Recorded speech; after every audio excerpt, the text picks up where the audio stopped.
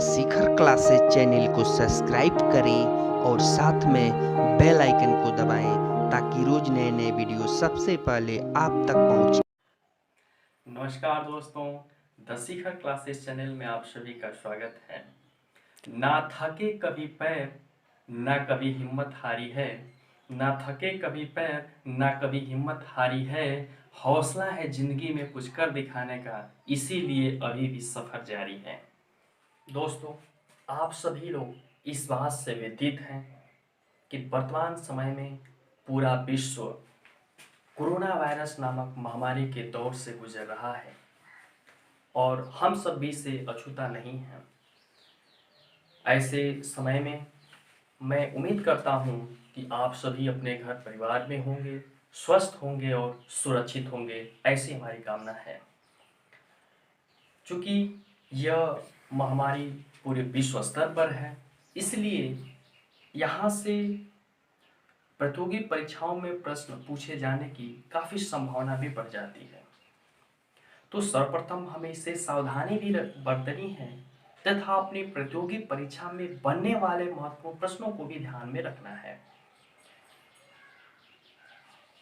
सर्वप्रथम मैं अपना वीडियो शुरू करने से पहले इस महामारी से बचाव तथा राहत कार्य में लगे हुए सभी सहकर्मियों तथा कर्मचारियों का अपना जय हिंद सैल्यूट पेश करता हूँ।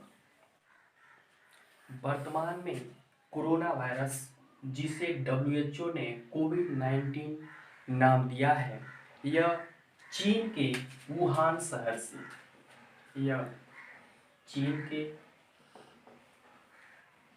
वुहान शहर से प्रारंभ हुआ है और ये कहा जाता है कि चीन के वुहान शहर में वेई गुइजियान करके जो एक झींगा बेचने वाली महिला थी, सर्वप्रथम वही इसकी पहली पेशेंट मानी जाती है।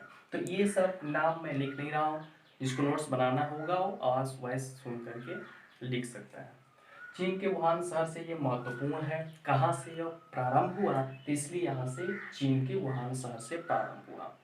देखिए, ये कोविड-19 जो है यह कोई पहली और बीमारी नहीं है। इसके संबंध में आप देखेंगे कई सारे लोगों के द्वारा व्हाट्सएप पर भी वायरल हो रहा था। जैसे कि बताया कि लुसेंट के बुक में है, किसी ने कहा इंटरमीडिएट के बुक में है। तो वही बात है कि यह जो है इसकी खोज 1965 में हुई थी और 1965 में जो व्यक्ति हैं इन्होंने बताया था, उनका नाम है ट्रेल एंड बोनी।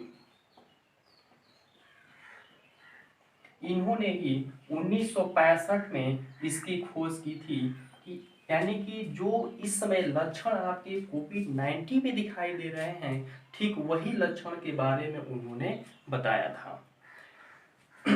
इसका नाम उन्होंने इसका जो नाम दिया था उस समय B814 रखा था। अब यहाँ पर बी का क्या मतलब है? चूंकि यह बीमारी आप सुने होंगे कि चमगादड़ से फैली है, तो वहां पर चमगादड़ इसकी इंग्लिश होती है बैट्स, उसी का अक्षर बी से यह रखा गया है, इसका नाम लिया गया है B814। इसके अलावा अब यहाँ से ये शब्द आ गया भी, तो एक और आपसे यहाँ से महत्वपूर्ण प्रश्न आपको बता देता हूँ कि अगर कोविड-19 का दूसरा नाम भी पूछा जाए तो यहाँ से वह भी एक महत्वपूर्ण प्रश्न बनेगा, यानी उसका दूसरा नाम कहा जाए तो इसका यहाँ पर लिख देता हूँ दूसरा नाम। इसका दूसरा नाम होगा बीटा-19, इसका दूसरा नाम होगा। इसके अलावा चूंकि यहाँ पर 19 जो शब्द है, ये 19 क्यों लिया गया है? चूंकि सर्वप्रथम चीन में सर्वप्रथम यह केस 9 दिसंबर 2019 को आया। ये बीमारी 2019 में फैली है, इसलिए यहाँ पर 2019 का यह 19 लिया गया है। उसके अलावा जो कोविड है, अगर इससे और भी यहाँ से प्रश्न जैसे पूछे जाएंगे, इस बीमारी का क्या नाम है? अगर डिजीज का नाम पूछता है तो डिजीज होगा, CO से होगा कोरोना, VI से वायरस कोरोना, VY से वायरस और D से होगा डिजीज। ठीक, और 19 आप जानते ही हैं कि 2019 की है। उसके बाद अगर इसके वायरस का नाम पूछा जाता है कि इसके वायरस का क्या नाम है, तो वो आपको, इसको ध्यान दीजिएगा, SARS COV सेकेंड। SARS इसका जो पूरा नाम है यह है सीवर एक्यूट, R से रेस्पिरेटरी सिंड्रोम, ये इसका पूरा नाम है। यानी कि अगर इसका पूरा नाम, वायरस का नाम पूछा जाता है तो आपका ये आंसर होगा, और डिजीज का नाम पूछा जाता है तो आपका ये आंसर होगा। इसके अलावा यहाँ पर महत्वपूर्ण प्रश्न और तीसरा क्या बनेगा कि यह जो बीमारी है किस प्रकार की बीमारी है, तो यह आप बताएंगे कि यह जूनोटिक है। जूनोटिक यह ऑब्जेक्टिव प्रश्न बनेगा, किस प्रकार की यह बीमारी है, और ऑप्शन दे देगा। तो यह जूनोटिक, तो जूनोटिक का मतलब क्या होता है? जूनोटिक का मतलब होता है यह जो बीमारी है पहले जानवरों, यानी जानवरों से मनुष्यों में, पहले जानवरों में फैली और जानवरों से फिर मनुष्यों में, मनुष्यों से मनुष्यों में। इसीलिए जो है इस बीमारी के रोकथाम के लिए, मनुष्यों से दूरी बनाने के लिए और एक दूसरे संपर्क में न आए, इसलिए घरों में कैद रहने की सलाह दी जा रही है। इसके अलावा आप देखेंगे कि और भी जैसे इस प्रकार के संबंधित वायरस से जानवरों से जानवरों में फैलने वाली काफ़ी बीमारियां इसके पहले भी आई हैं, जैसे कि आपने नाम सुना होगा निफा वायरस, और ये कोरोना वायरस है। इसके अलावा इबोला वायरस, ये सब जो है काफ़ी ये सब बीमारियां जो है चूँकि चमगादड़ से यहाँ पे फैली हैं। चूँकि जो जानवर है, जो चमगादड़ है, उसका जो इम्यून सिस्टम है वो मनुष्यों से काफ़ी स्ट्रांग है, जो कि उस पर वो अटैक नहीं कर पाता। और यही जब मनुष्यों में फैलता है तो मनुष्य का इम्यून सिस्टम आप जानती हैं जानवरों की अपेक्षा उतना स्ट्रांग नहीं है, जो उसको, वो मनुष्य उससे नहीं लड़ पाता बल्कि वो मनुष्य के ऊपर अटैक कर देता है। इसीलिए जो है मैं यहाँ पर आपको एक छोटा सा सलाह भी देना चाहूँगा, ताकि काफ़ी जिस प्रकार से जो भी आपके पालतू जानवर हैं उनकी अपेक्षा आप इस प्रकार थोड़ा सा उनको, और अन्य प्रकार के और जो जानवर हैं, जिससे कि चूँकि जो भी चीज़ें इस प्रकृति में दी गई हैं वह इसके संतुलन को बनाए रखने के लिए हैं। अगर उससे इस प्रकार कदर हम जुड़ेंगे, जैसे चमगादड़ों को मार के खाना, उनका सूप पीना, तो ये सब अगर घटनाएं घटेंगी तो इसी प्रकार का यह रूप हमें जो इसमें आज भी सुझेल रहा है वो चीज़ें आगे भी देखने को मिलेंगी। अगर आगे यह पूछा जाता है कि यह जो बीमारी है वो किस परिवार की है, ये भी आपसे महत्वपूर्ण प्रश्न बनने की संभावना है। तो यह आप बताएंगे नीडो परिवार की है।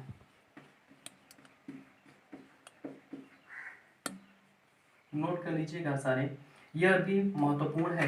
यह किस परिवार की है? तो नीडो परिवार की यह बीमारी है। इसके अलावा थोड़ा सा और भी हम इसके पीछे जाते हैं तो आप देखेंगे कि सन 2012 में भी एक बीमारी आई थी, MERS, जिसका पूरा नाम होता है मिडिल ईस्ट, और आगे आपका यही है रेस्पिरेटरी सिंड्रोम।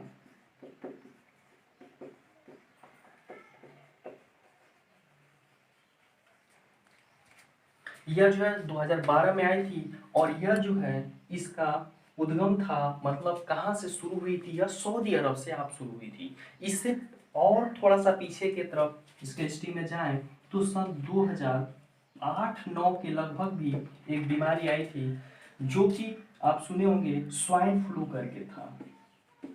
स्वाइन फ्लू, और वो स्वाइन फ्लू जो है आपने सुना होगा कि उस समय सुअरों के द्वारा, जो पिग होती है सुअर, उनके द्वारा जो है फैला था और इससे भी जो है काफी लोगों की मृत्यु हुई थी।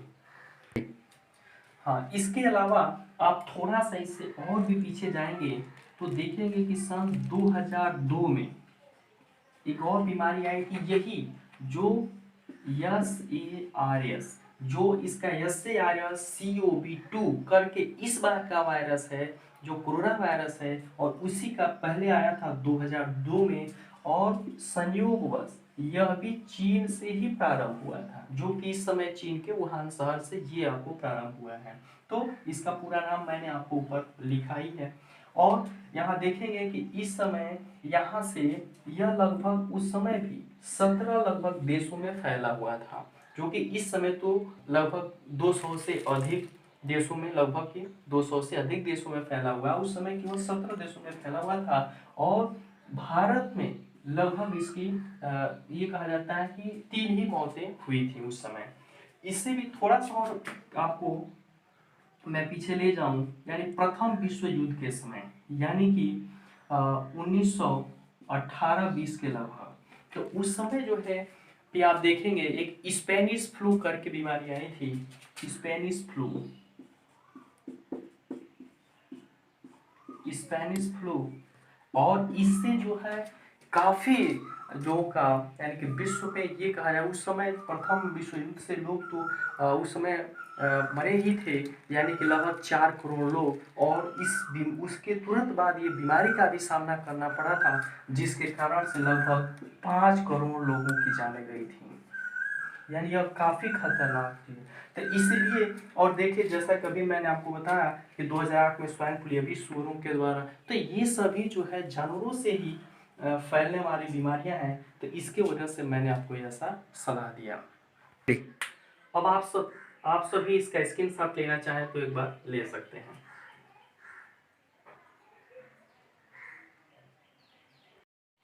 जैसा कि आप जानते हैं, पहला केस 9 दिसंबर 2019 को चीन में आया, लेकिन WHO ने इसे महामारी कब घोषित किया, यह भी आपको महत्वपूर्ण प्रश्न यहाँ से बनेगा, तो आप बताएंगे, यानी कि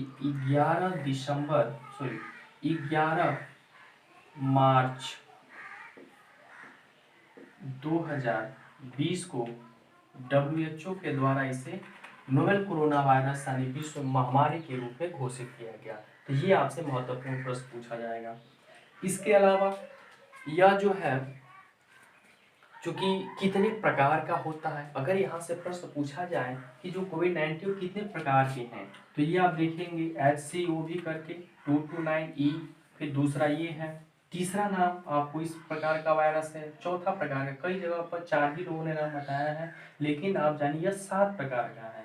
उसके बाद से पांचवा आपको जैसे मैंने बताया था अभी SARS, जो कि 2002 में आया था। फिर इसके बाद से MERS, जैसे मैंने बताया था कि 2008-9 के लगभग, और 7वां इस प्रकार का यही वाला वायरस है, जो कि 7वां, इसीलिए इसको कहा जाता है कि इसकी पहले भी चर्चा हो चुकी है। तो ये जो है 7 प्रकार के हैं। उसके अलावा अब जो है बात आती है कि भारत के दृष्टिकोण से यहाँ पर देखते हैं हम कि सबसे पहले भारत में इसका उल्लेख कहाँ पर हुआ। क्योंकि अब देखिए थोड़ा सा यहाँ पर एक चीज़ और मैं चर्चा करूँगा, ताकि मान लीजिए WHO के बारे में यहाँ पर बात आई है, तो इसके बारे में जान लेना जरूरी है कि WHO का मुख्यालय कहाँ है। तो यह भी हो सकता है कि अगर मान लीजिए रेलवे का एग्जाम होता है, तो उसमें कई सारे सेटों में किसी सेट में यही प्रश्न पूछ लिया जाए कि इसके कहाँ पर है इसका मुख्यालय। तो इसका जो मुख्यालय, इसको कैसे आप याद रखेंगे, WHO, ऊ से आप याद रखेंगे जेनेवा, वो में यहाँ पे उसी के सिंबल जैसा है जेनेवा, और ये कहाँ है तो स्विट्जरलैंड जेनेवा में है। और इसके जो महानिदेशक हैं, महानिदेशक हैं टेड्रोस, इनका नाम है टेड्रोस एडहानम, वर्तमान में आप इसको जरूर याद रखिएगा।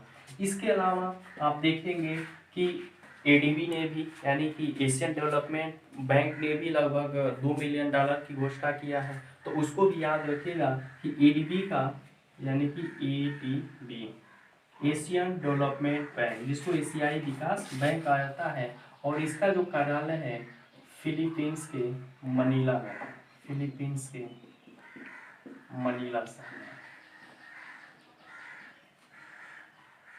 उसके बाद भारत में देखेंगे कि भारत में इसे सर्वप्रथम किस राज्य पे इस प्रकार की केसाई यानी जो पेशेंट आए, तो वो आए केरल में, केरल में। उसके अलावा अगर मान लीजिए प्रश्न पूछा जाता है कि सर्वप्रथम मृत्यु हुई, तो कर्नाटक राज्य के पेशेंट का।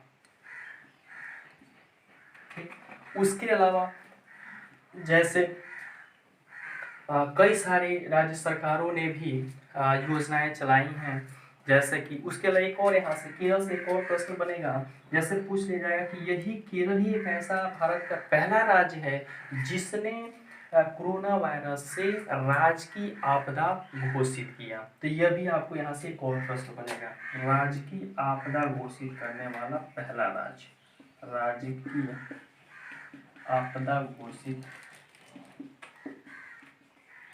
घोषित करने वाला पहला राज्य भी केरल ही है। यह केरल से एक और प्रश्न। उसके अलावा और कई सारी राज्य सरकारों ने योजनाएं चलाई हैं, जैसे कि अपने यूपी का ही टीम 11 नाम से योजना चली है। टीम 11 का मतलब है कि योगी जी ने कई सारे मतलब राज्य के कई सारे विभागों के जो महत्वपूर्ण अधिकारी हैं, उन 11 अधिकारियों को मिला करके टीम 11 बनाया है, जो कि इससे हर मामलों पे नज़र रख सकें।